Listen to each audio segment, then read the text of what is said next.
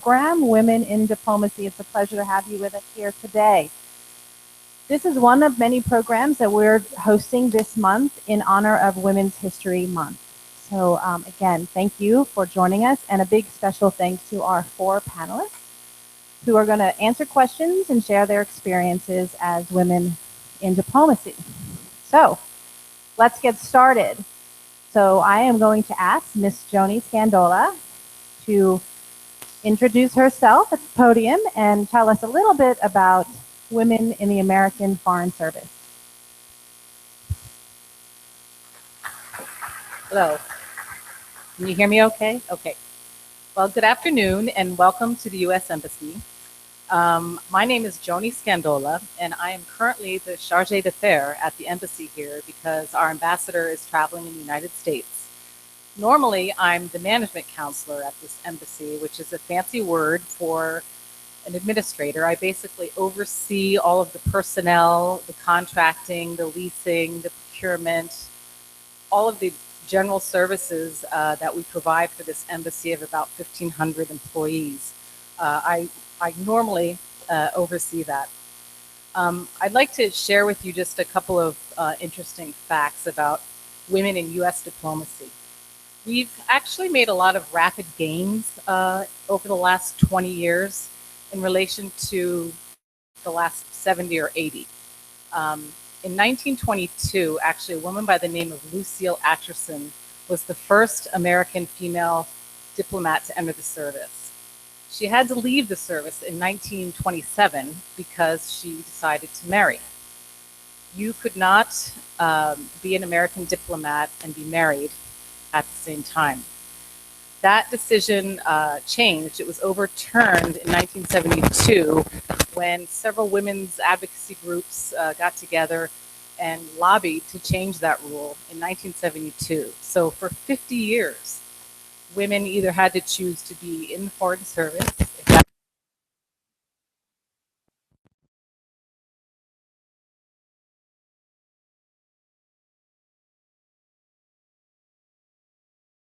as a diplomat if you were married because you were needed at home. So since that time, since 1972, we've made a lot of progress. I think you now see a certainly more representative foreign service to include 1/3 of our ambassadorships, I think, out there now are women. We've had 3 female secretaries of state over the last 20 years. The first being Madeleine Albright. She was our first in 1997, followed by Condoleezza Rice, and then after her, of course, Hillary Clinton. So we have come a long way, but we still have a way to go. We still have more to do to strike the balance to achieve, I think, true gender equality. I myself don't feel like I've hit the glass ceiling. I think I've been fortunate. I've been given opportunities and have taken opportunities that have allowed me to advance in my career.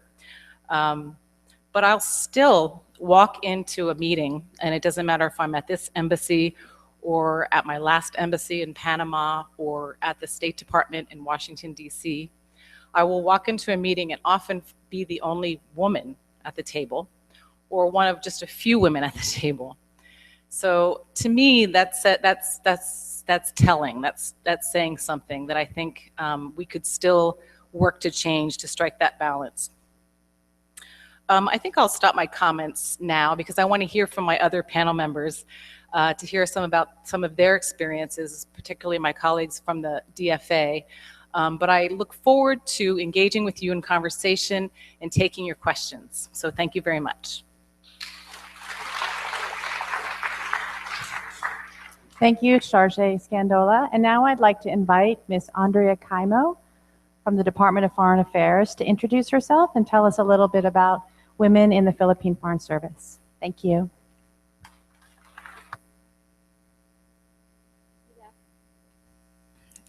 Good afternoon. It is a privilege for me to stand before you to speak about the history of Philippine women diplomats in our foreign service. Today, I was tasked to provide a brief overview of the history of women involvement in the Philippine Foreign Service. There are basically three questions that I would like to share and provide insights to. The first is, how far has women progressed in their career in the Philippine Foreign Service? The second is, what were the major contributions of Filipino women diplomats? And finally, why is gender equality important, especially in the context of the Philippines? Allow me to begin by answering the first question by reading a short passage from a recent newspaper article written by Ambassador Jose Saide, which I know uh, some of you have been a student of. And I quote, "In my father's generation at Arlergi and at Padre Faura, our Foreign Service Corps were all men. The women were stenographers. When our batch passed the Foreign Service exams, we were 8 men and 6 women. When I last sat at the board of the FSO, 8 roses and 1 thorn were left standing." Ambassador Saide, by the way, was talking about the examination in 2012, where I was one of the 8 roses standing. Times have indeed changed for us women, considering how male dominated the Foreign Service was in the wake of the Philippine independence in 1946. Last night, while I was browsing through the Facebook page of the department, I saw a picture of the officials in 1948, and you could actually see and you could actually count the number of women using one hand. So that's just how few women were during the times during 1946. And such was the gender disparity that it was only in 1958 that the Philippines saw its first ever Philippine woman ambassador in the person of Ambassador Trinidad Fernandez Legarda. It was a year after, in 1959, when the Foreign Service competitive examinations produced the first 2 women passers. And in 2003, we had our first female Secretary of Foreign Affairs in the person of Secretary Delia Albert. The history of advancement of the career of women in the Philippine Foreign Service was indeed long and arduous, but their successes cannot be discounted. We celebrate their achievements not because they are women, but because they have exhibited remarkable strength of character in their roles as diplomats and have shown passion in trying to make a difference in the lives of other women as well. In the Philippines, for example, through the leadership of female diplomats such as Ambassador Leticia Ramos Shahani, Ambassador Rosario Manalo, Ambassador Minerva Jean Falcon, among others, were instrumental in shaping conventions on gender equality and human rights standards. Filipino women diplomats spearheaded the draft that will later on become the Convention on the Elimination of All Forms of Discrimination Against Women, or CEDAW, which was approved in 1979. Filipino diplomats also championed the Convention on the Protection of the Rights of Migrant Workers and Their Families, which was approved in 1995. As you can see, women diplomats also serve high position in various intergovernmental bodies. To name a few, Ambassador Shahani was the Secretary General of the World Conference on the UN Decade Women in 1984. Ambassador Manalo is currently the chair of the ASEAN Intergovernmental Commission on Human Rights, or IHR. These female diplomats serves as example of how women like us can help in uplifting the status of women and championing gender equality causes in the course of our career in the Foreign Service. This leads me to my third and final question: why gender equality is important, especially for us here in the Philippines. I must admit that prior to joining the Foreign Service, I really had little appreciation on the importance of gender.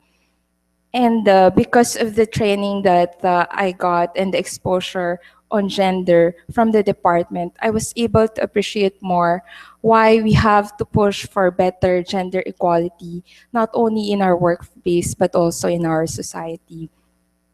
Many studies have indicated that a gender equal society will lead to a better human development conditions. If you educate women, if you will allow them to actively participate in society, one will see improvement in maternal and child health. Level of education will increase.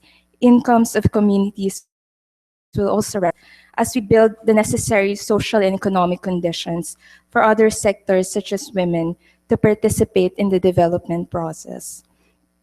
For the Philippines especially, gender equality holds a primal importance considering that a large number of Filipinos work overseas, about 50 to 60% of which are women, were found who are in jobs tied to traditional notions of femininity, such as household work and caregiving. This group of migrant workers are more susceptible to precarious work, human trafficking, and exploitation. That is why it is important for us to break the traditional notions about gender and level up the treatment of women in the eyes of other culture. While we made while we may have made strides in providing opportunities for women diplomats as myself to pursue a career in foreign service and champion gender equality in multilateral settings, much still needs to be done.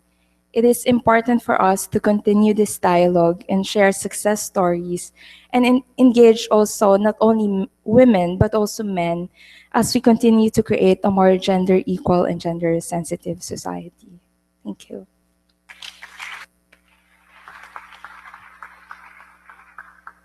Thank you, Ms. Kaimo. And now I'd like to introduce Ms. Rose Prospero to the podium. Thank you, Ms. Prospero.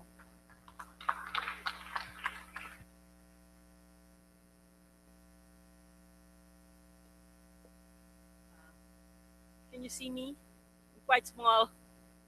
Maybe I'll stay at this side so you all see each other. Well, magandang hapon po. Good afternoon, everyone. I'd like to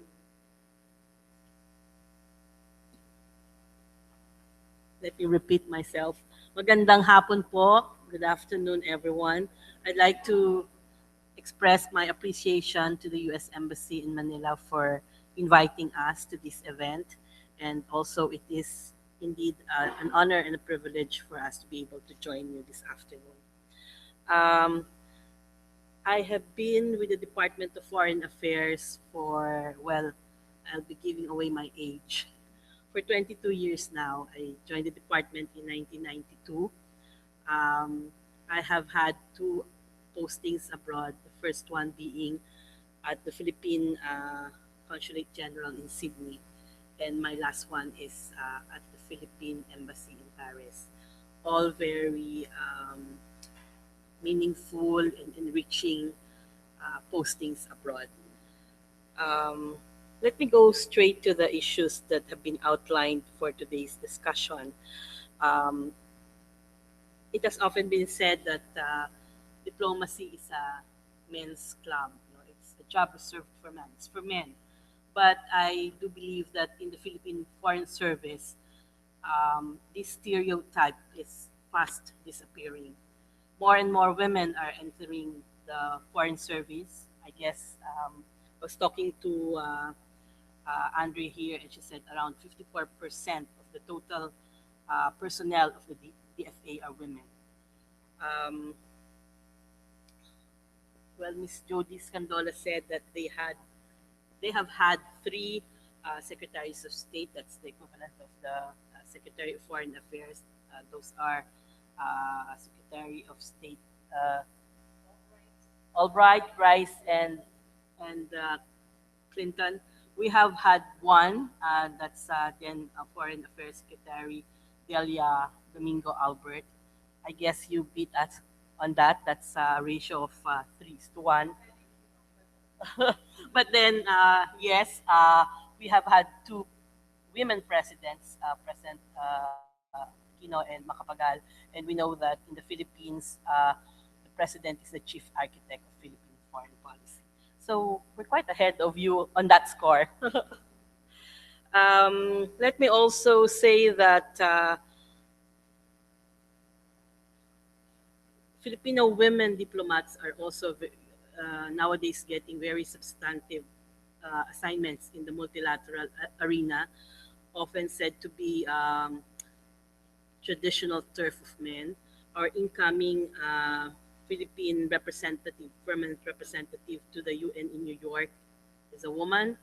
Our current Philippine representative to the UN in Geneva is a seasoned lady diplomat. And our Philippine representative to ASEAN in Jakarta is also a woman. In Paris, where I was last posted, I had the privilege of working under three ambassadors, two of which are women with senior ranks in the department. And the third one is the one quoted by Andrea, that's Ambassador Jose Abeto Saide. On gender equality and balance, I think we score quite high on this one. When I passed the exam, there were 9 of us who made it. And of the 9, 5 are women, 4 are men. And in the office where I am now assigned, which is the Office of American Affairs, all the officers from the assistant secretary who heads the office and the division directors, they are all women. And staff, we have 12, 8 are women, 4 are men. And the women are in substantive positions as technical assistants to the division directors. I guess women empowerment in government and public service is not only true for the Department of Foreign Affairs, but also for the whole of the bureaucracy. I see some personnel here from DOLE. We have a woman Secretary of Labor and Employment, a woman Secretary of Justice, a woman BIR Commissioner, and I guess that speaks well for how women participate in national governance. As regards challenges, while within the department, we may have seemed to quite hurdle some gender-related issues, we encounter a number of gender-related problems in some of our posts of assignments. And this is why we have gender awareness programs, which are undertaken by our Office of Personnel alongside with the office where Andrea came from, which is the Office of Policy Planning and Coordination. The challenge of having a work-life balance also remains. Filipina diplomats are also wives, mothers, and daughters.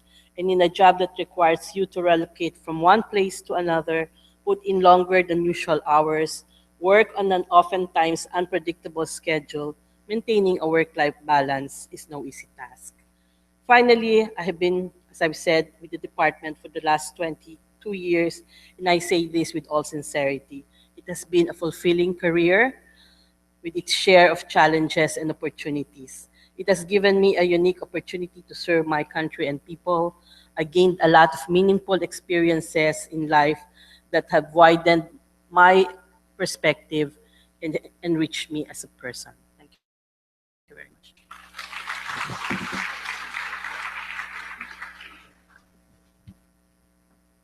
Thank you, Ms. Prospero. Now I'd like to welcome Ms. Andrea Whiting to the podium. Thank you, Ms. Whiting. Hi, good afternoon. My name's Andrea Whiting, and I'm a consular officer here at the Embassy in Manila. This is my second assignment. I joined the department about almost 6 years ago. My first assignment was in Dakar, Senegal, West Africa. My journey here has been a long one. This is my second career. I started out my life actually going to an all-girls school. So combating gender stereotypes was not something I was used to. Where I went to school, all the women had a voice. We were all seated at the table. We were all empowered. It wasn't until I met my husband, who's also a foreign service officer here at the embassy, so I'm what they call a tandem couple. And I married him. I left my great job working for government. I was working in the legislative branch on Capitol Hill as a chief of staff. Wonderful position for women in government. But I couldn't have that career and have the family too. So I left my job and I joined him. And I had a hard time finding work in my career as a lawyer or in government relations, something. And one day when we were posted to Rome about 10 years ago, I went and applied for a job, and I was told, you don't want a job. You have a child at home. You need to be home with that child. In fact, you only have one child. You should be having more.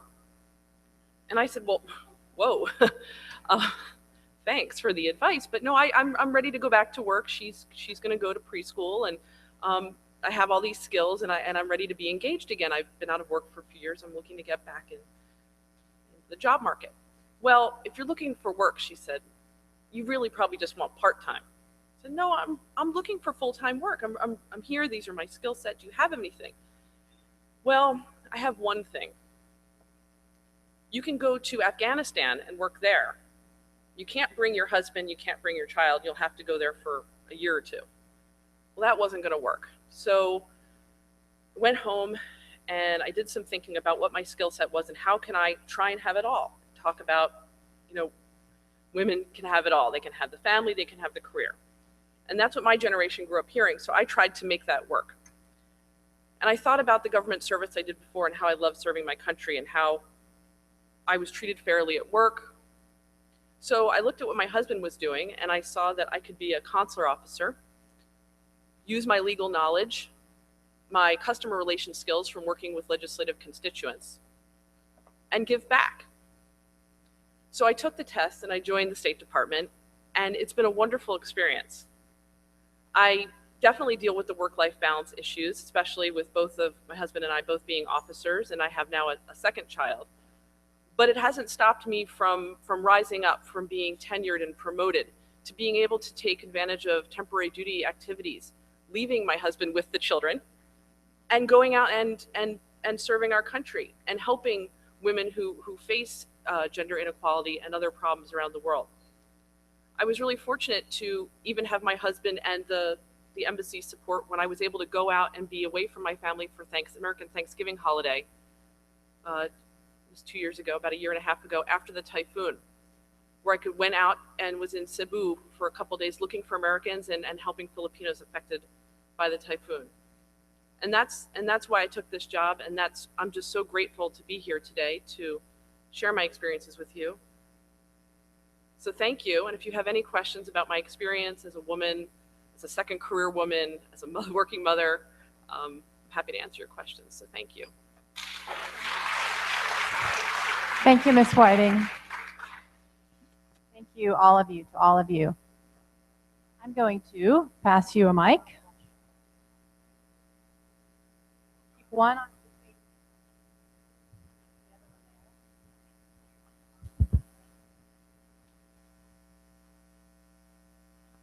Okay.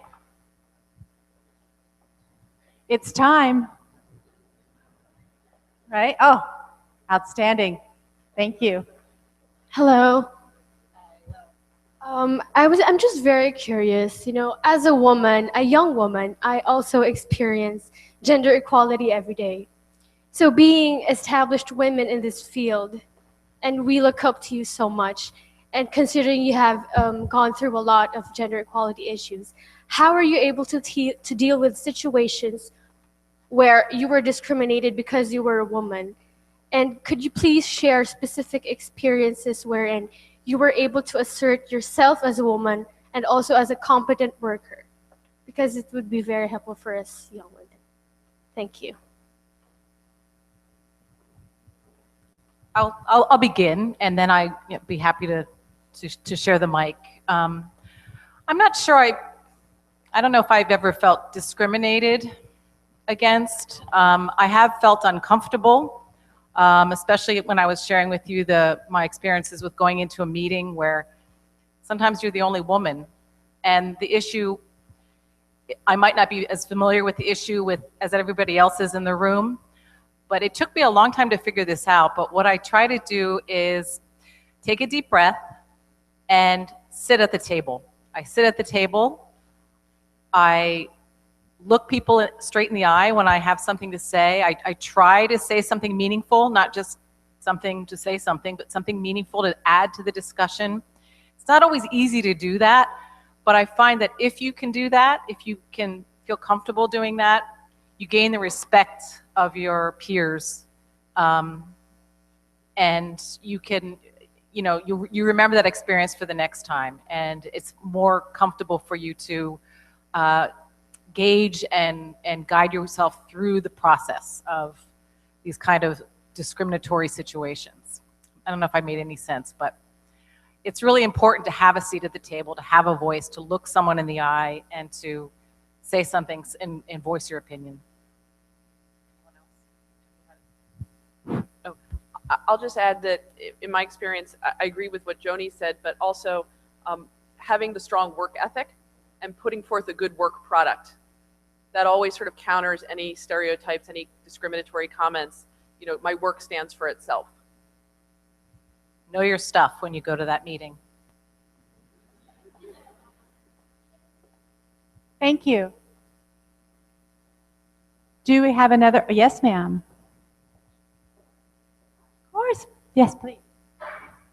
I would just like to, because we women are really being discriminated against, but I would like, if you don't mind, I'm going to say something about this, that being tiny, and I think I am the oldest in this group here. I'm 77 years old, and I had already my golden jubilee as a nun. But when you talk about discrimination, when I was a little bit younger, I was sent to 2 scholarships, one in London and one in Ireland, and this was in communications. I'm in media. And what happened was they were all very amazed because I'm too tiny. And so when I had to go into shooting things using the television set and using the cameras, so I had to climb on the what you call this, the ones holding the camera, and then somebody had to push me because the camera has to come to go around, and then they would say, "Can she do that?" And I said, "Of course I can." And then they would tell me, "Do you know how to?" Some of the members in the scholarship were priests, and many were foreigners too. I was the only Filipina in that group, and they said, "Can she do that?" And then I said, "Of course I can." I said, and it was Father James B. Reuter of the Society of Jesus who sent me into those 2 scholarships. And then he told me later, because then I called him, and he was in Canada at that time, and I think I was in London or in Ireland, and he said, "Don't feel underestimated." I said, "But they're always looking down at me because I'm very tiny." I said, "No, your size doesn't matter." So I continued, and then not for anything, I came on top of that scholarship because, I don't think we should let them underestimate being a woman, because you and I were made by God to have different gifts. Men can do this and women can do that. There are many gifts that men cannot do, and there are also many gifts that women cannot do. So that's why we have to be both men and women. Then you know what I mean? We have to complement. So please don't feel low just because you're a woman. Be grateful you're a girl.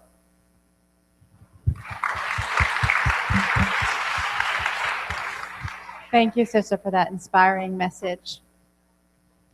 Yes, sir.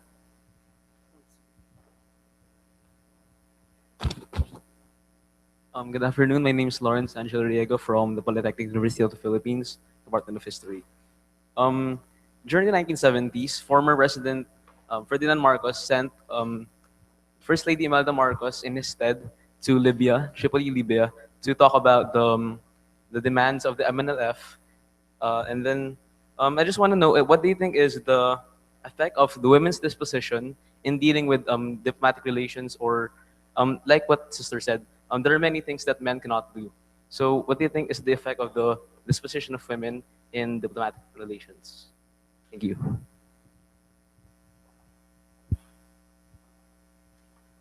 Well, like Sister said, no, for me, in my experience, I just give my best and my 100% in what I do. It's not something that is related to being a man or a woman, but you always give your 100%, and you feel confident about the work that you do.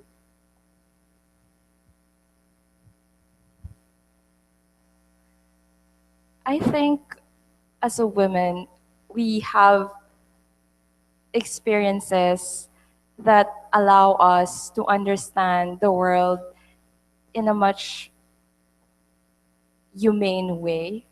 I think women, since we're the one in charge of the child rearing, it allows us to understand like compassion, and that kind of understanding actually allows us to provide a different shade during negotiation. So as what sister has said, we kind of complement men in that sense.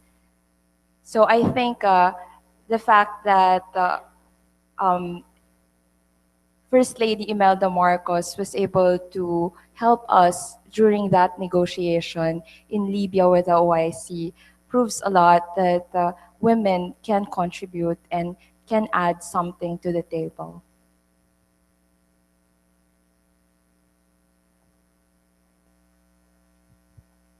Thank you. Okay, I'm going to take a couple of questions from the fishbowl. I see lots of you put in questions, so thank you for that. Okay. What is the most challenging task you've done as a Foreign Service officer?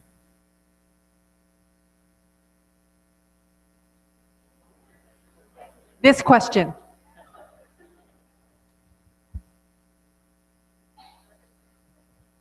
Negotiations is always tough. You're in a multilateral forum and you have to really push for your country's position. That's The most difficult task I've had to do was involved helping a young girl who was in a very bad bus accident in Senegal. She was the same age as my daughter, and she was lying in the hospital after surgery with no pain medication. And her mother wasn't sure if she was going to be able to take her to the United States, get back to the United States. The day I spent with her and the evening I spent with her was also my daughter's birthday.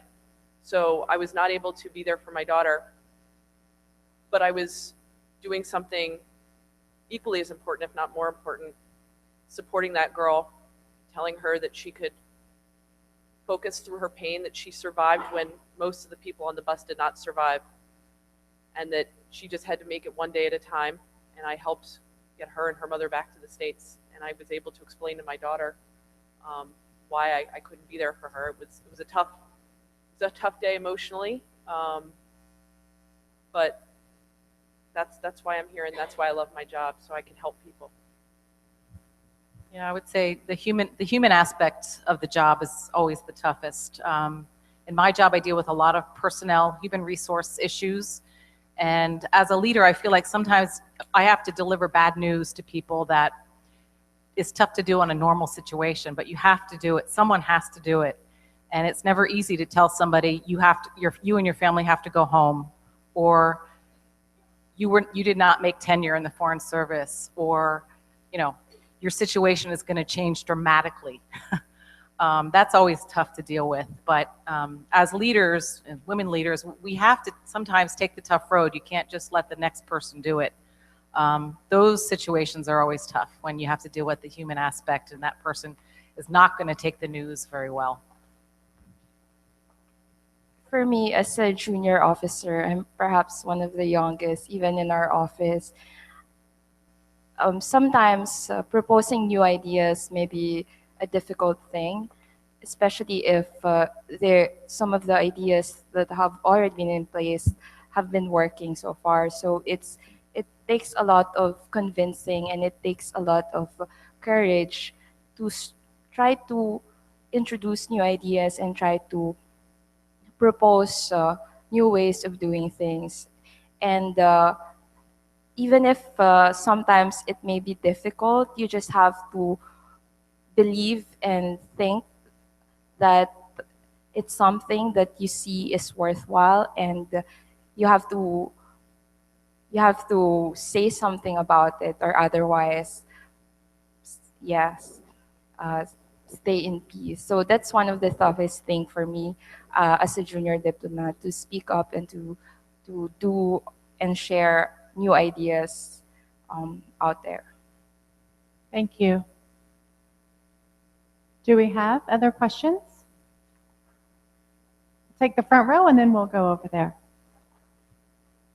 So, good afternoon. I'm Chauncey from, I'm a Girl Scout from Mandaluyong High School, and seeing that all of you are based here in the Philippines, so you've seen the system and you've had experiences. So I want to ask, do you think the Philippines is hindered by gender inequality? And if so, what solutions or what possible ways do you think that we could overcome this issue or problem?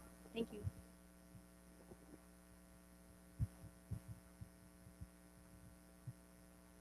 I think we have we recognize that there are issues to deal with. That's why there are legislations that have been put in place. We have the Magna Carta for women. We have several pieces of legislation that tries to protect women and children. I think also going beyond the legislation, we need to educate our people and our children more about the value of gender and why gender equality is beneficial for everyone. I think it has to start within our schools. We need to educate and teach our kids that we have to respect the reproductive role of women, in a way that we have to provide them opportunities when they're at the workplace, to provide care, adequate amount of time for them to raise their children, and we also have to ensure that we provide the same kinds of opportunities for both men and women. Thank you. We'll take the question over here in the third row. Good afternoon. I'm Lara Reyes from College of St. Benilde. Considering that you mentioned about gender stereotypes, and I believe that culture is one of the factors that contributes to gender stereotyping. So, as foreign service officers, you might have been posted in countries where there is a prevalent discriminatory attitudes and patriarchal attitudes. So, how do you usually help Filipinos or Americans who experiences discriminatory practices and attitudes from the country, which is very patriarchal? Thank you. Good question. I think gender equality issues is throughout most cultures and societies. So it's not just in this country or my country, but in this country, I looked around and I saw that the majority of the personnel here were Filipinos, and half of them were women. So I started a women's forum in this embassy to help target mostly LES, but American women as well, but just to talk about some of the gender equality issues that we face in the workplace. So it's kind of a mentorship program and a sponsorship program to help women recognize the cultural differences and the gender equalities, and to look for solutions and ways to move past them so that you can feel more confident in your current job and you can advance through your career. So I started a women's forum here, and I hope to get it more off the ground within the next coming year. In my job as a consular officer, I'm always on the lookout for women who are going to the U.S. or anybody who's going to the U.S. where there might be a victim of discrimination or trafficking. And so one of the things that consular officers do here at the embassy is let applicants know about their rights. And so that's one of the biggest things you can do, is be informed about your rights and how to seek help. Thank you. So I'm going to take a question from one of the cards. This goes back to overcoming certain challenges that Miss Whiting described when she was in Rome. So the question is, how do you deal with a person who is also a woman who keeps discouraging you, even though you work hard, but this person discourages you? And maybe you can talk of any personal experiences you've had with such a similar situation and how you've overcome them. Well, the person who told me I should be home with my kids was indeed a woman, and actually it's pretty painful that women hating women, women keeping women down, women not supporting each other in the workplace. That's why Joni's program is so wonderful to have here at the embassy, and the State Department also has an Executive Women at State program that I'm grateful to be a member of. What I've done in those situations is find another woman to talk to who can empathize with you. so that we're better in a pack, right? And stay away from the outlier women who try and keep us back, or want us to pay for whatever they paid for. We gain strength in numbers, so it's important that we stay united. Thank you. One more from the card, and then I'll open it up. Given the difficulty and challenges of working in the Foreign Service, where you're assigned moving from one country to another, how have you kept your family together? And could you talk about any challenges you've had and how you solved the question of keeping your family together? That's always the toughest question, I think, when you're in the Foreign Service and when you do have to move every 3 or 4 years. I'm a single parent, so I'm here alone, but with 2 children. My 2 children are with me. I still have a very good relationship with their father, who I used to be married to, and they have a very good relationship with their father. So I do whatever I can to get them to see each other through Skype or through summer vacations and Christmas vacations. But it's really not easy. He's missing a lot, and I realize that. But the work-life balance question is something that I think we struggle with overall as a society, because what I'm finding, and we had an interesting speaker come here not too long ago. She's a high-level person in our Office of Director General's office in the State Department, which means personnel matters. And she said that there is a phenomenon going on in the State Department where women are being offered positions, senior positions of assistant secretary level, deputy assistant secretary level, and they're turning them down. And I think that's mainly probably women who are married with children, more so than single women who are making that choice, because we still struggle with striking that balance with family priority versus work responsibility. I still think we can have it all, but I think that we've got to do more to balance that work-life issue through various programs to manage that in order to get ahead there. But it's still a very tough question, the work-life balance and making the choices that we make between family responsibility and work choices. Absolutely. I'm leaving here in a month, and I'm going back to my next job in Washington. I'll be going back without my kids and my husband. This will be the 3rd time I'm changing posts without my husband and my children. This time it's only going to be a 2-month separation. The last 2 times were 6 months. It's really hard. I can say that it hurts me. My daughter, the 11-year-old, she's the most affected by it, because the whole time I'm here, she said, "You're going to leave me again, aren't you?" So as much as I can say, I don't know, I have to wait and see what the jobs are, and say, it'll be okay, let's concentrate on the time we're spending together now. It's always in the back of our heads. This time I've managed to make it only 2 months.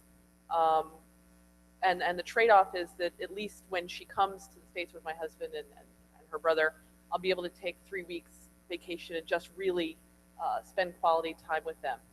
But we've had a lot of discussions, and I've told her, I said, listen, Abigail, you remember when I wasn't working and I wasn't really happy because I loved working and I love being around people and innovating and creating and helping others.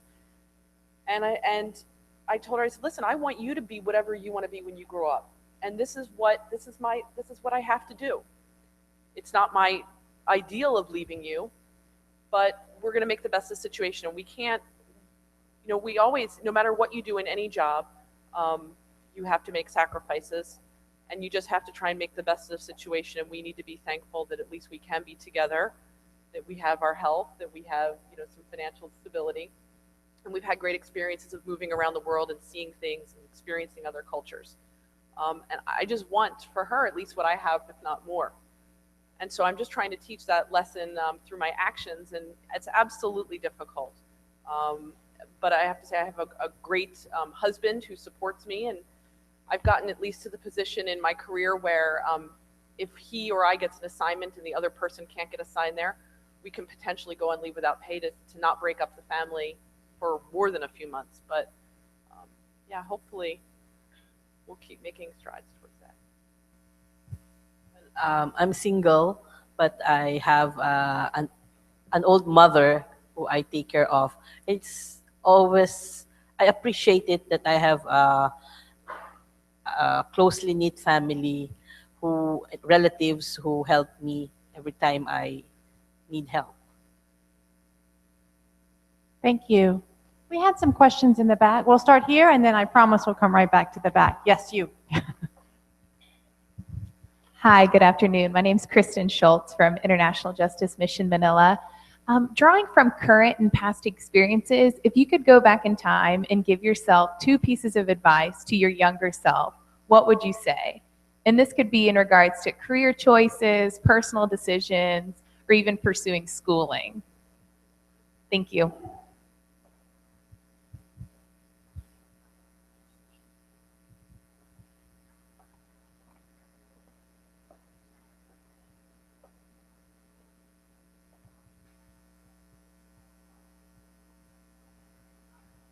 I think I don't know if I can answer that I'll answer it, but I might go back and say, well, wait a minute, I thought of something else better. But I think one of the things that I think about on occasion is that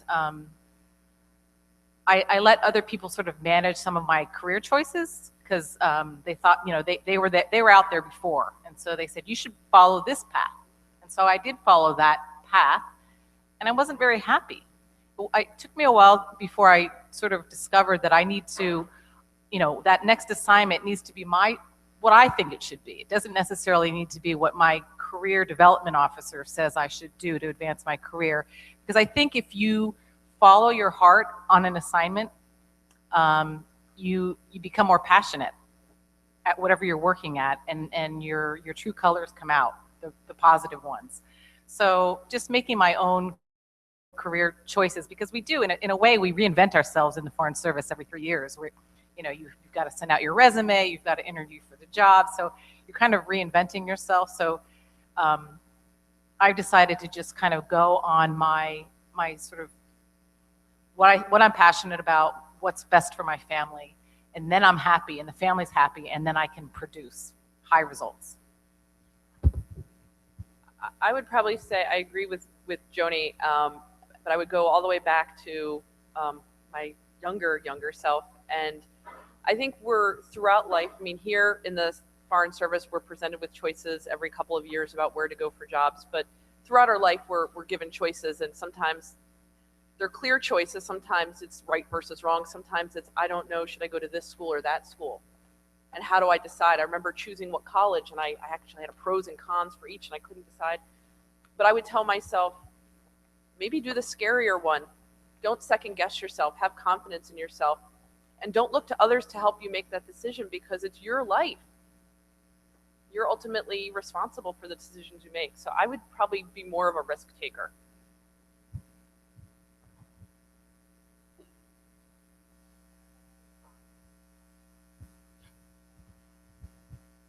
Good afternoon, everyone. I'm Catherine Marie Villaflores from the Department of Labor Central Office, Thank you for this opportunity to ask this question. I would like to shoot this question to our women panelists. I would like to know how will you reconcile these two separate notions or situations? Of course, since you were mentioning about gender and development, you cannot do away talking about the topic on violence against women. Now, as Christian, if you know one of the Bible passages which says, "Wives, submit yourselves to your husbands." But then nowadays, we already heard a lot of news and even saw the record or statistics that a lot of women who were victims of different perpetrators who were battered, who were experiencing violence against their husbands and other forms of domestic violence. Now, what would be your stand, or how would you stand in the pursuit of Christianity, or is maintaining the bond of as husband and wife? Thank you.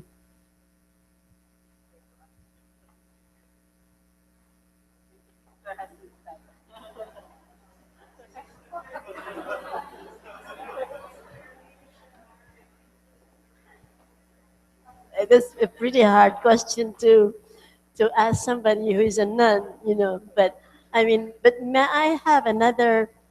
I would just like before I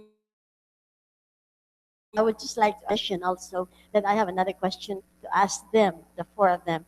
Well, you were talking about husbands, wives being battered, submitting to, being submissive always to the man. Well, you know, it's very difficult these days because men, if I may be excused, men many times these days feel as if the women are trying to be in control. Do you agree? Yes or no? Yeah, there are many women, there are many men who feel, because I have some friends, and being 77 years old, many have been telling me things that sometimes, and I think is also, it could be our fault also, because sometimes we get too ambitious to have this career, to have to be known for this, to be known for that, and then I must have this career. And you know, men have their own emotions, and we women have our own. And men's pride is something that you and I have to be aware of. Your mommy knows that very, very well. Now, if your mommy or your dad are in good terms, fine. But there are many times now, men and women don't agree. They don't agree because many women are getting stronger. You have to admit that. But men, this is what I would like to, if I could suggest to the men who are here, please don't give up. Never, never, never give up, please. Now, if you have children, when your children are there and they're involved, of course, the ones who really suffer are the children. My own sister, I'm the only non-American citizen in my family. Everybody has migrated, and I'm the only one left here with my relatives in the provinces. But it was very difficult because she was in Harvard, my sister, and her husband was having this animal husbandry, big farm in upstate New York. And so my youngest brother went to the States because he was also in agriculture, animal husbandry. But my sister, being this, and my brother-in-law, not so much this, but very beautiful, very, very kind to animals and people. Many times they could not agree, and they really had to separate. And they did not remarry at all. But thank God, their family, my children, my nieces and my nephew. They grew up beautifully and went to Ivy League schools too in the States. But you see, we women can be very, very strong. You have to admit that. We can be very, very strong. But please, if I may tell women, please don't let your husbands feel that they are inferior. Please, women, we have to let them feel that men are still, we are equal. They have their own emotions, as I said earlier. If I, their if I own could add, feelings. sister, if I could add to what you're saying, I think what you raise is a good point that we still have a ways to go, and we have to bear in mind that what we're trying to do when we talk about gender equality is not take over women taking Exactly. over the world. That's not the goal here. No. Gender equality is about just striking the balance, Exactly. tipping the scales a little bit more in one direction so that you have more equal footing when you're making major decisions about Family. the family, Careers. career, anything, whatever family matter it is or whatever diplomatic matter it is. If you have more equal numbers at the table making this decision, whether it's husband and wife, that's gender equality, or more women at the table in the business meeting, it just makes the debate richer. And it's not to say that we're trying to take over or challenge or become more than what, or take away from what's already there, I think. Thank you, Sharjay Scandola. Sister, did you have a question as well that you would like Yes, to ask I would her? just like to ask this. My sister had been in the USIS. She had been an officer for quite some time, although she has retired too. American diplomat in U.S. Information Service. Mm-hmm. Now, one day, while I was in one of my visits in the States, I was asking her, how come you were assigned to so many countries as a USIS officer? How come you were never assigned in our own country? Now, I would like to find out from you, the four of you, if this ever happened to you. You know what her question was? Because I was very openly against the Marcos dictatorship. And you know what she told me? Because you have always been very open against President Marcos. And I said, what has got to do with it? And she said, diplomacy. May I ask you, did it ever happen to you? Is your question, have we ever not been able to get an assignment in our, she's an American though, your sister was an American citizen. You wanted her to come back here?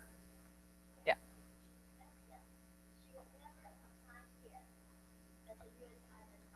Okay.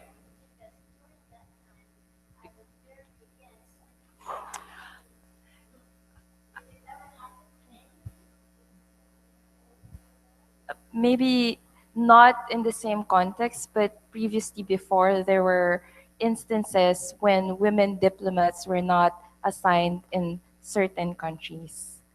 So there were instances before, but right now that kind of restriction is already gone. Thank you. We're going to take one question from the back, but first I'm going to read one from our Facebook page. Do you think that single women have more advantage than married women in the Foreign Service? And why or why not? Maybe I can speak for that because I'm a single woman and I'm actually due for posting already. And certainly there are some advantages to being single. You have no children to consider, you have no schooling. Some of the officers that I've interviewed, they tell me that sometimes they have to time their assignment so that their children will not miss a lot of school. So because of that, their choices were limited. And some of the women officer also that I know would also have to consider whether in the places of assignment that they would go, their wives or their spouse can work or not.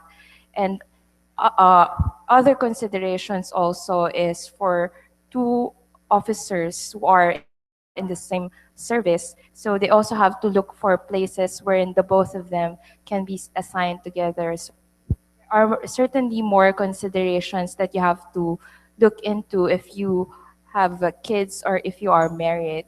But then again, there are also, of course, advantages if you have your family with you.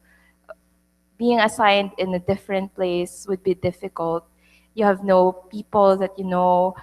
There are new places that you're not familiar with, new culture. So it would definitely be a plus if you have some people together with you to help you adjust. Thank you, Ms. Kaimo. We have a question from the back. Thank you for waiting, sir. Good afternoon. I am Alphonse from the Philippine Normal University.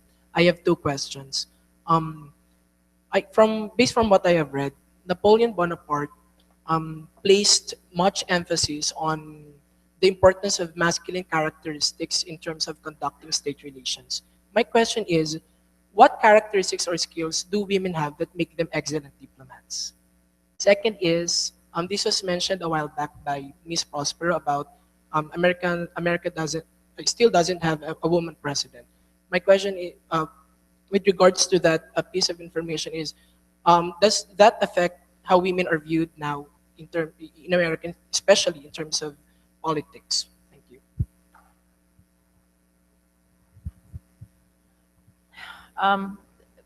To answer your first question about characteristics of a successful diplomat, I think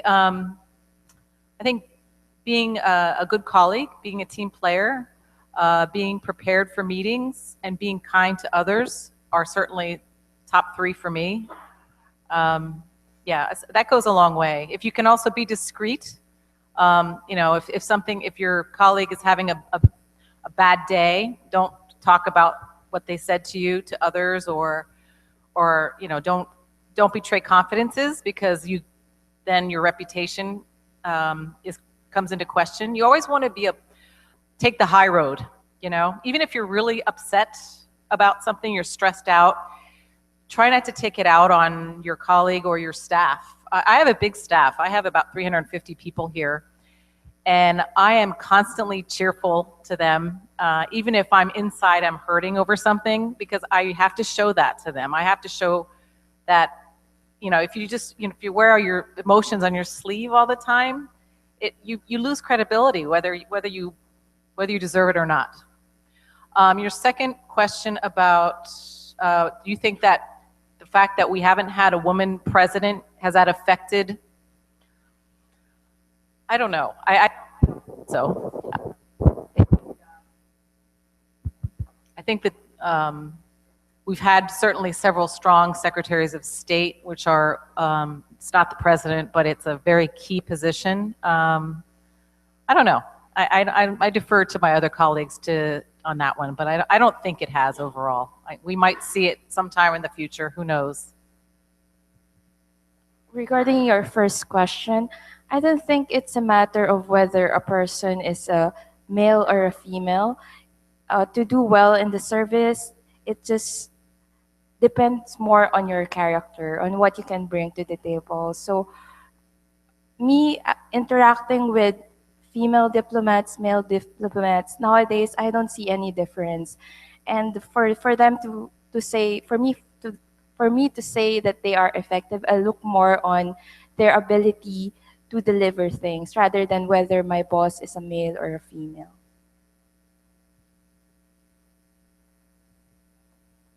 Well, for me, I've always told my colleagues and my coworkers, whenever they deal with clients or with other people, to be firm but polite.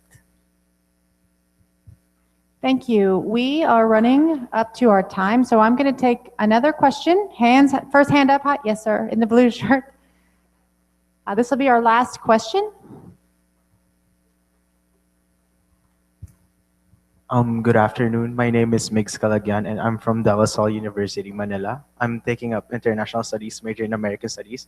So my question will be for the two American panelists. Do you think the U.S. will be electing its first female president soon? And will this change the current grand strategy of the U.S. in terms of foreign policy? Thank you. I am not at liberty to answer that question. We don't know. The question is, and the answer is we don't know. We don't have our nominees yet. I know that there's a lot of talk in the media about Hillary Clinton being the next president, but she hasn't actually committed to that yet, nor has anyone else.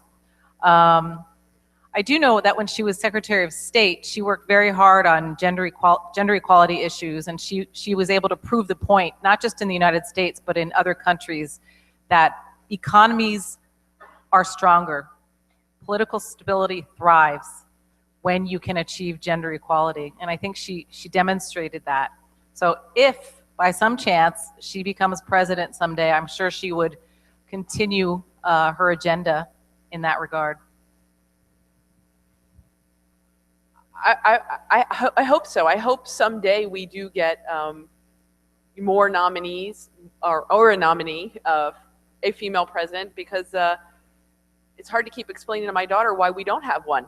She looks around at other countries we've lived in, and like the Philippines, and says, well, why don't we have senators and congresswomen and secretaries of state, but not president? And I say, well, there's always you. So hopefully someday. Thank you. Thank you very much. Thank you. Big round of applause for our panelists, please. Thank you to all of you. I have a whole stack of unanswered questions, and I know I really encouraged you to fill these out, but some of our panelists may enjoy refreshments with us, and I'm sure they would love to take time to answer any of your questions. I hope that you enjoyed today's event. I certainly did. I learned a lot more about women in diplomacy, and learning about others, the experiences of others, and from you all as well. So we have refreshments in the back, and please help yourself just straight back through the doors. And we have our Waisili table is up, so please do feel free to sign up and become a member. And thank you very much for coming to the American Embassy.